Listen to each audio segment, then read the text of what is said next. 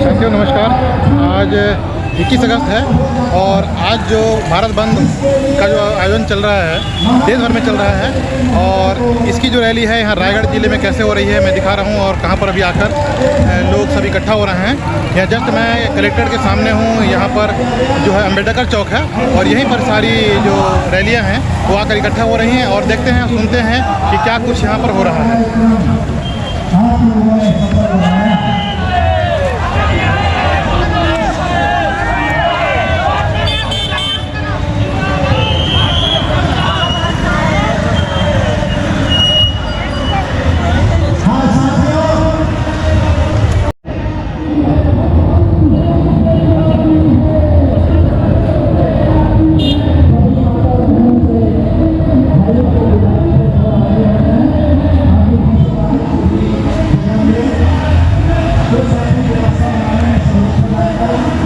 तो आप लोगों को मैं ले चल रहा हूँ इधर रैली आ रही है। देखिए ये अम्बेडकर चौक है और यहाँ पर सारी जो है भीड़ रैली आकर यहाँ इकट्ठी हो रही है।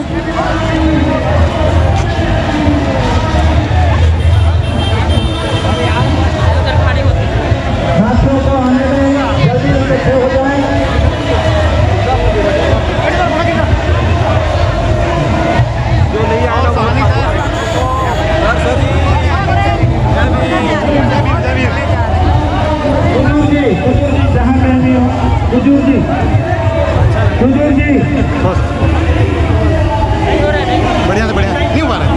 हाँ हाँ बात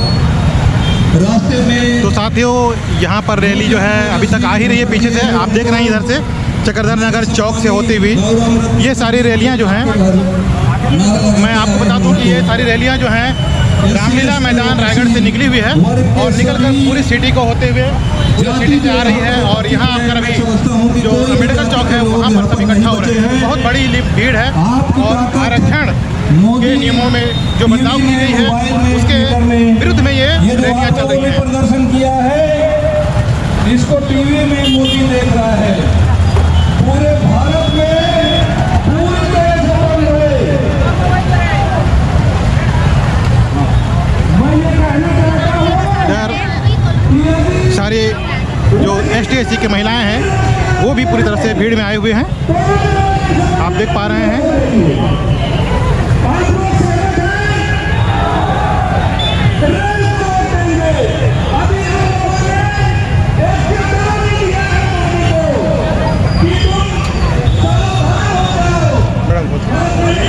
मैडम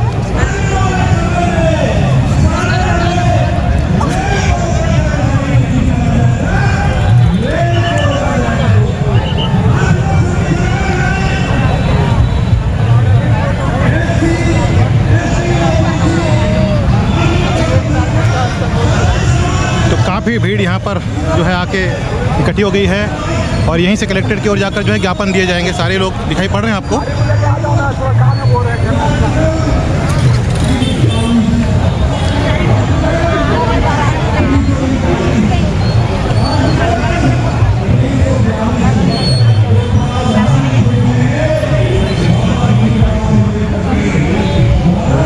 तो देख रहे हैं साथियों हमारे ST/SC के भाइयों ने और बहनों ने पूरी तरह जो है अपनी भागीदारी निभाई हुई है और पूरी तरह से भीड़ आई हुई है। यहाँ पर बाहर से भी आए हुए हैं, दिख रहे हैं। आपको दिखाई पड़ रहा है कि पिकअप में भी बहुत सारे लोग आए हुए हैं। इस तरह काफ़ी भीड़ जो है यहाँ पर आ गई चुकी है अभी तक। अपने बाल बच्चों से जिसे प्रेम है और अपने पीढ़ी से जिसको प्रेम है तो वो चल कर यहाँ तक आएगा। दोस्तों, कोई आपको लेने नहीं जाएगा। मैं ये बताना चाहता हूँ कि यदि आप लोग स्वस्फूर्त होकर इस आंदोलन में शामिल होंगे तो निश्चित ही आपका आंदोलन सफल होगा, 100% सफल होगा। लोगों को कोई नहीं था।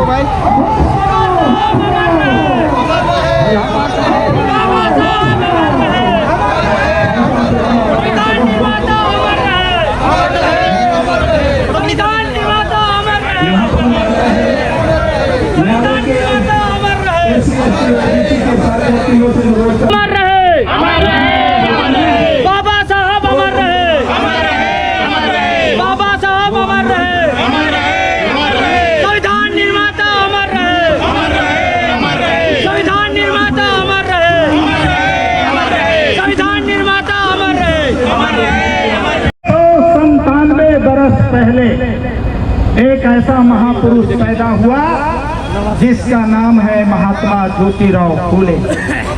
जिस महात्मा ज्योतिराव फूले ने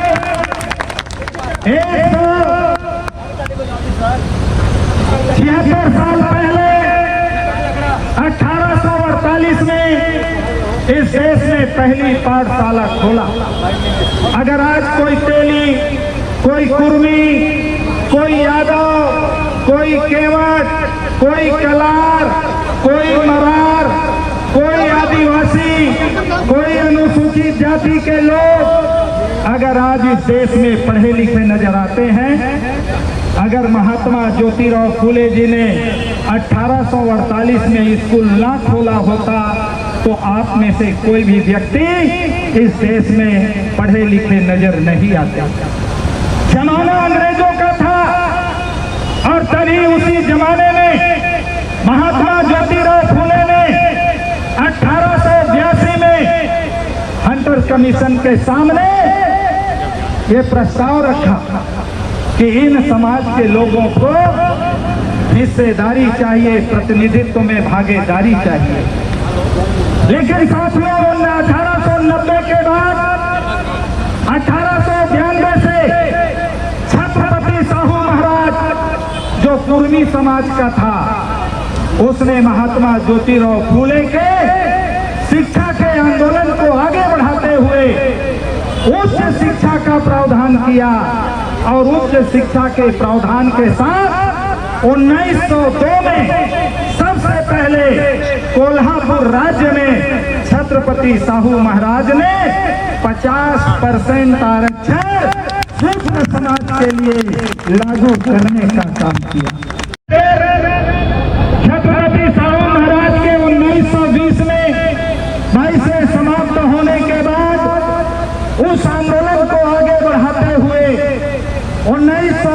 1932 में 1931-32 में लंदन के गोलमेज सभा में गए और अंग्रेजों के सामने अनुसूचित जाति जनजाति के लोगों के हक और हित के लिए उस समय तक इस देश में कोई SC/ST नहीं था, बल्कि इसको डिप्रेशन क्लास कहा जाता था। और इन डिप्रेशन क्लास के लोगों के लिए इस देश में बराबर में प्रतिनिधित्व के लिए राजनीतिक अधिकार के लिए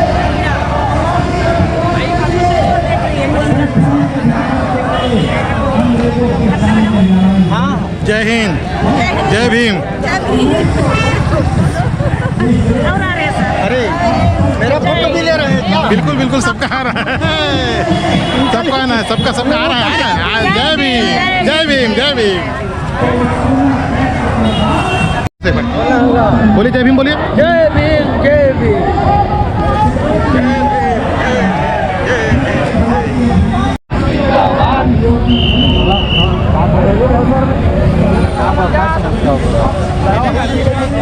जय जय जय जय जय भीम, जय भीम, जय भीम, जय जय जय जय जय भीम, जय भीम, जय भीम। बाबा साहब अमर रहे,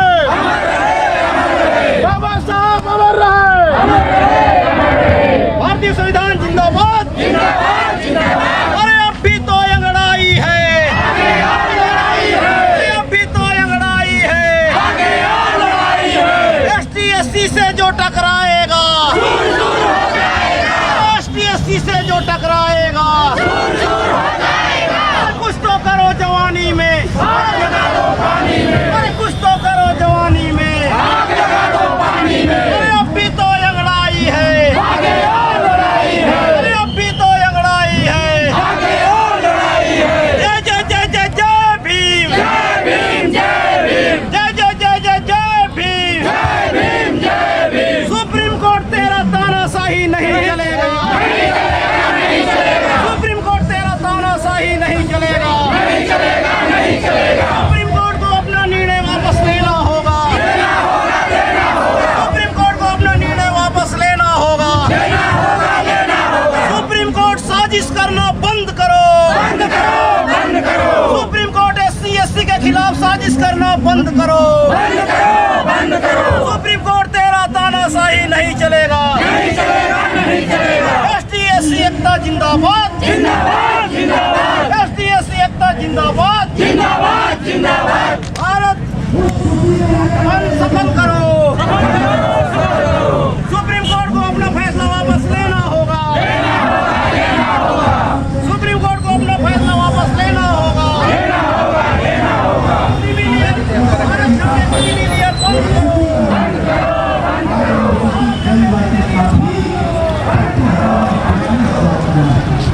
भारत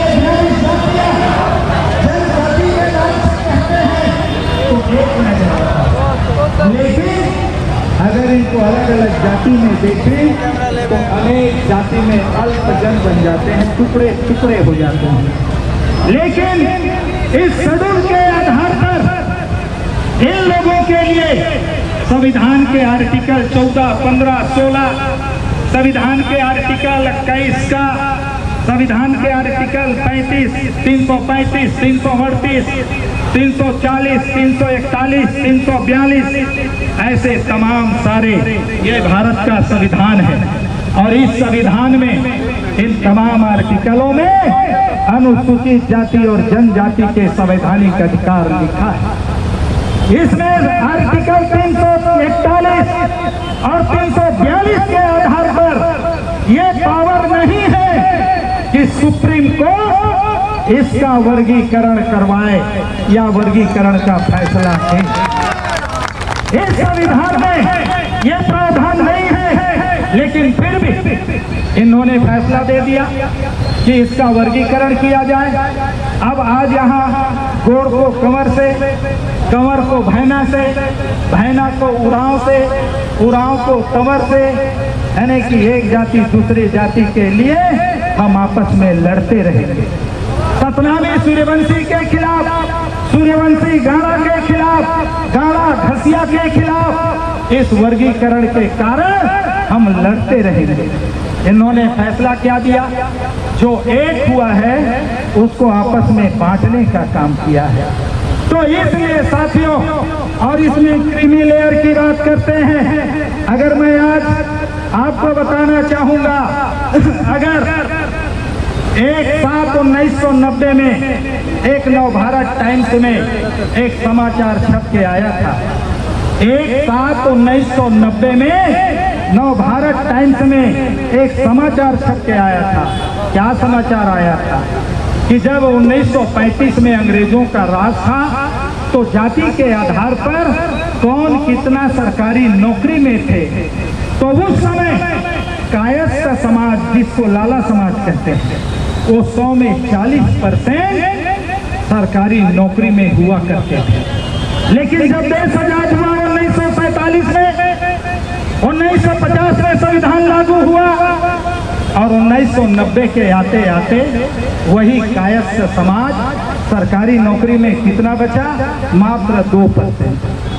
जो 1935 में 40% लायक लोग थे, वो कांग्रेस की सरकार बनने के बाद इतने नालायक बन गए कि वो मात्र 2% है। 1935 में अंग्रेजों का राज था तो वो 100 में 15% सरकारी नौकर थे, लेकिन देश आजाद हुआ तो वो शून्य हो गया। लेकिन जो मुसलमान हैं, मुसलमान 1935 में 100 में 35% सरकारी अधिकारी कर्मचारी हुआ करते थे। लेकिन 1990 के आते आते इस देश में मुसलमान मात्र 1% बच गया। जो 35% लायक थे वो इतना नालायक हो गया कि मात्र 1% वो सरकारी नौकर बचे। लेकिन साथियों, इस देश में ब्राह्मण जो 3% है, तो 3% को अंग्रेजों के जमाने में भी 3% ये सरकारी नौकर थे। लेकिन 1947 के बाद 1990 के आते आते वो हो गया 75%। सरकारी नौकर में वो 75% इतने लायक हो गए। जो 3% थे वो आज 75% हो गया। ठाकुर और बनिया जो 7% था वो 10% हो गया। लेकिन साथियों, जो SC ST जिनको आप अनुसूचित जाति जनजाति कहते हो, 1935 में इनका कोई आदमी नहीं था, ये 0 थे, 0। लेकिन 1990 तक ये 8% में गए, 8% इनको भी मिला। तो वो 8% किसके आधार पर मिला, आरक्षण के आधार पर मिला। मिलना कितना चाहिए, 100 में 22.5% मिला, कितना 8%। जब 8% मिला तो कितना परसेंट आज भी खाली है, 90 तक के कितना खाली था, 28% इनका कोटा खाली पड़ा रहा।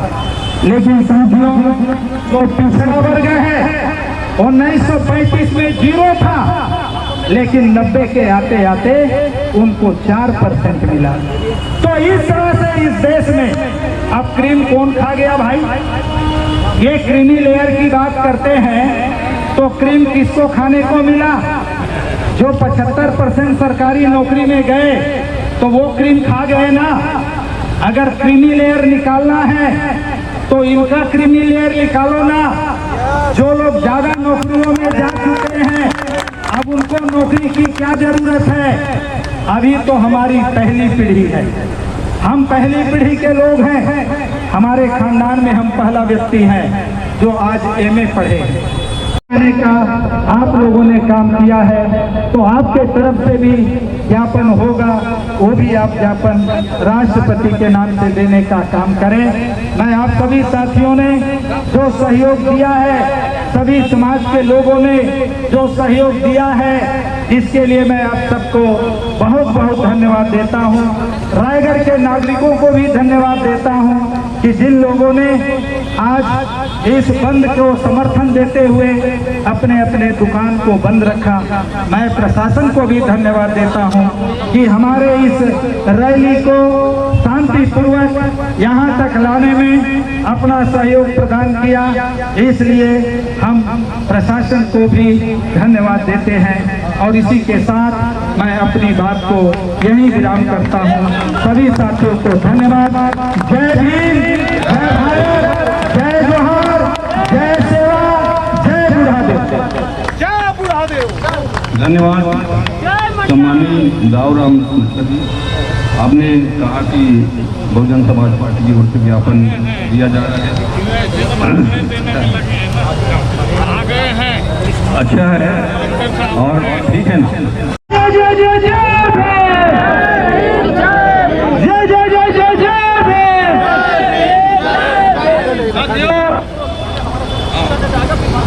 हमारे देश के तमाम महापुरुषों के चरणों में सेवा द्वार करते हुए बाबा साहब अम्बेडकर के चरणों में सेवा द्वार करते हुए आप सभी को जय भीम। इस देश के मेरे बुद्धिजीवी नागरिक जो आज भारत बंद को समर्थन दे रहे हैं और इसको सफल बनाने के लिए आए, आप सभी बुद्धिजीवी नागरिकों के चरणों में सादर सादर सेवा द्वार अर्पित करता हूँ। साथियों, आप सबको पता है कि इस देश का शासन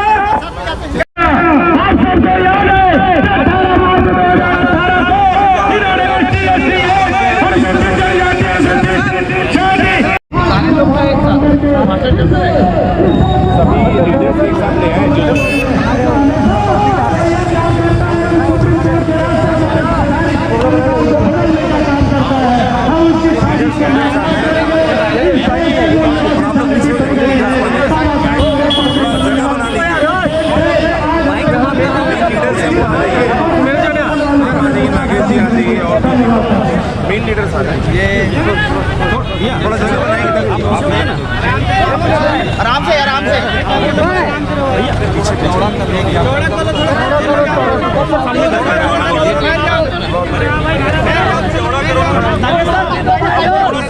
भाई थोड़ा पीछे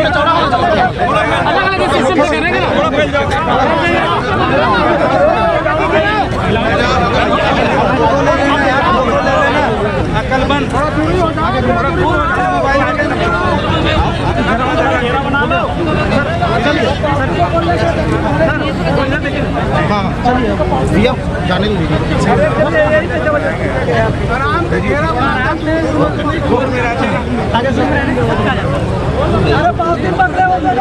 जाने हो गया।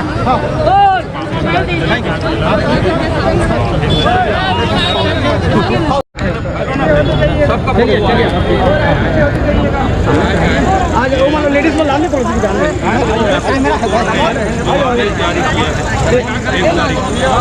विरोध में रैली है। हम नहीं चाहते कि आपस में कोई टकराहट हो सरकार से, पब्लिक से। आपसे गुजारिश है कि अच्छे कमेंट्स देकर आप इसको आगे बढ़ाएं, है ना। और एक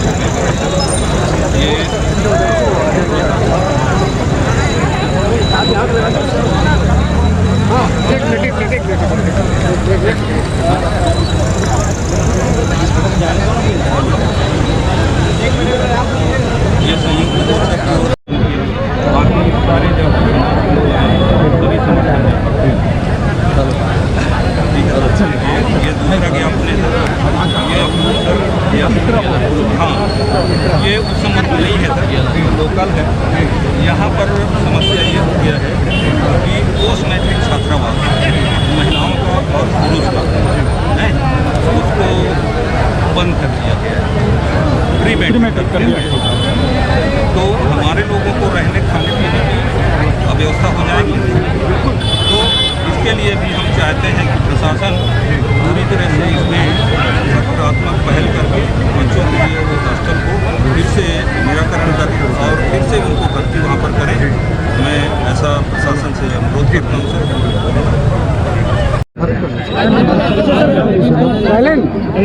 साहब का लहा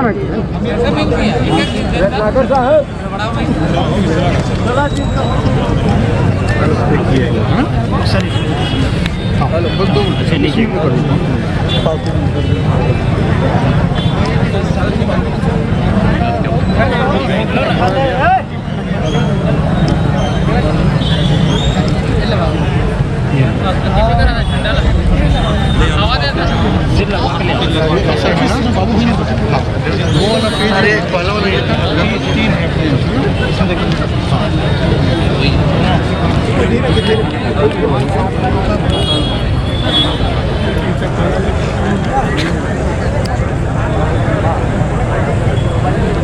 का जो फैसला आया है, तो इस फैसले के विरोध में बहुजन समाज पार्टी के राष्ट्रीय अध्यक्ष माननीय बहन कुमारी मायावती जी ने प्रेस कॉन्फ्रेंस के माध्यम से, ट्विटर के माध्यम से, सोशल मीडिया के माध्यम से इस बात को शुरू से विरोध करते रही।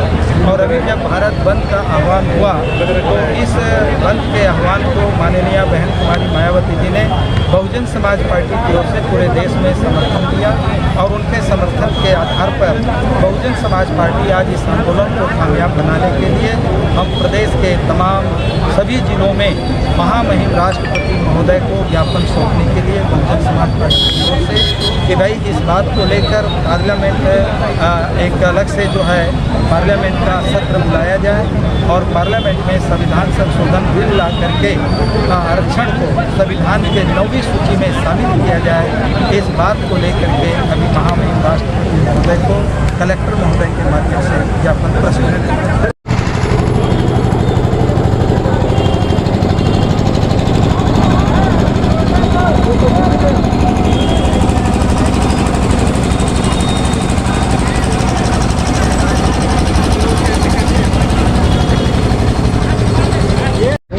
किनारे पर बैठा वहाँ रोड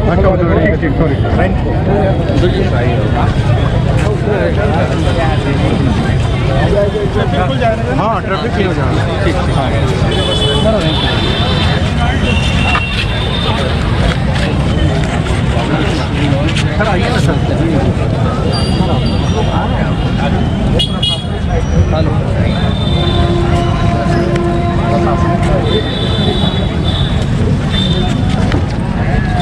सर बताएंगे आज ज्ञापन दिया गया, ज्ञापन सौंपा गया है, क्या क्या मांगे हैं इनकी और किस तरीके से जी तीन संस्थाओं द्वारा हमको ज्ञापन प्राप्त हुआ है। बहुजन समाज पार्टी द्वारा, अनुसूचित जाति जनजाति अन्य पिछड़ा वर्ग संयुक्त जो संघर्ष मोर्चा द्वारा और भीम आर्मी द्वारा ज्ञापन दिया गया है। माननीय सुप्रीम कोर्ट द्वारा जो क्रिमिनल लेयर के संबंध में जो निर्णय दिया गया है उसके संबंध में ज्ञापन प्राप्त हुआ है। माननीय राष्ट्रपति महोदय और पीएमओ कार्यालय को संबोधित है तो आज निर्धारित स्थल में प्रेषित कर दिया।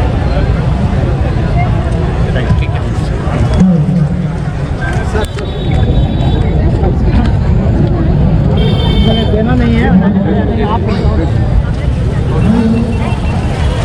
तो साथियों, आप लोगों ने देखा कि हमारे SC ST के जो भाई बहन लोग हैं, पूरे समुदाय है, समाज है, वो सारे आरक्षण की जो नीति बनी है, जो क्रीमी लेयर बनाया जा रहा है, कोटा पे कोटा बनाया जा रहा है, उसके विरोध पे जो है आज 21 अगस्त 2024 को रायगढ़ जिले में, रायगढ़ शहर में जो रैली निकली थी और वो रैली रामलीला मैदान से निकलकर पूरी शहर पे होते हुए जो है यहाँ पर कलेक्टर के सामने अम्बेडकर चौक के पास इकट्ठा हुई थी और यहाँ पर अपना वक्तव्य विचार भाइयों ने दिया और साथ में ज्ञापन सौंपे हैं और ज्ञापन जो है ज्ञापन सौंपने का काम पूरा हो गया है, राष्ट्रपति के नाम पर सौंपा गया है। देखा आपने कि किस तरह जो है एकता जब बनती है तो बिल्कुल जो है मजबूती और उनकी ताकत दिखने लगती है। तो साथियों, आप लोगों को वीडियो कैसा लगा है? वीडियो बिल्कुल इसी तरह की जानकारी प्राप्त करने के लिए इसी तरह की इन्फॉर्मेशन आपको मिलता रहेगा। साथ में ब्लॉग्स वीडियो दिखते हैं, जानकारियों के वीडियो जो है मेरे चैनल पर आते रहते हैं, तो आप लोग मेरे चैनल को सब्सक्राइब कर लीजिएगा। वीडियो अच्छा लगता है तो लाइक कर दीजिएगा और अधिक से अधिक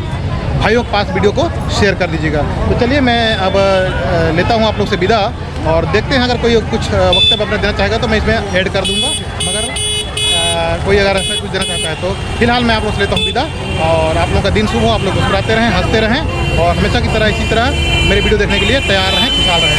बाय बाय।